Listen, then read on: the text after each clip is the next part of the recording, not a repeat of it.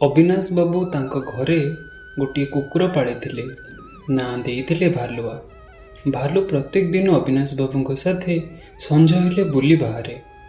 अविनाश बाबू पड़िशा घरे दुईटी छेली रोते, मोती और नाली। छेली दुईटी सकाळु चरिबाकू जाती, संजरे फेरती। भालुआ दिने भाविला जे छेली मानक सह जाई टिके कथा होई आसिबो।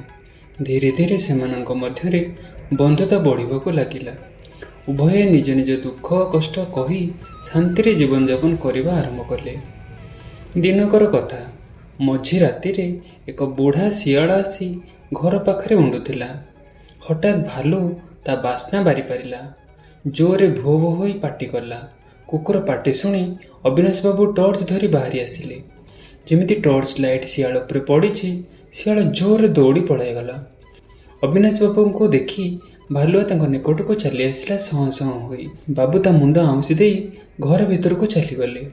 आउ एपटे मोती और नाली भयरे थरुथांती। भालुआ कहिला, भय करनी, मु अछि, तुमर केही किछि क्षति करि परिबे नाही। यह शुणी दुही गोटे के आश्वस्ति मिलिला। तापरे नित्यदिन पर सेमाने रहिबाकू लागिले। आउ एक दिने भालुआ संध्यारे अविनाश बाबू सह बुलिबाकू जाइथाए। खेलु खेलु हठात ता गोड़ खसीगला, पड़िला जाई पोल तले। अविनाश बाबू चित्कार करी डाक पकेइले। घरू तांको बड़ पुओ दौड़ी गला। जाई देखिला बेलकू भालुआर देह छिड़ी होई रक्त बाहरुची। ताकू सांगे सांगे डाक्तरखाना नहीं गले एवं तार चिकित्सा करे घर को आनिले। एपटे छेली दुईटी एकथा शुणी भालुआ पाखरे जाई हाजर। सेमानंको मन कथा किए बा बुझिबो। बहुत जोरे मे मे होई रड़ी देउथांती। राति सारा दुईंको आखिरे निद नाही।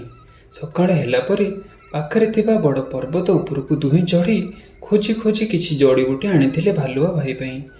यह देखी परिवार लोके आचंबित।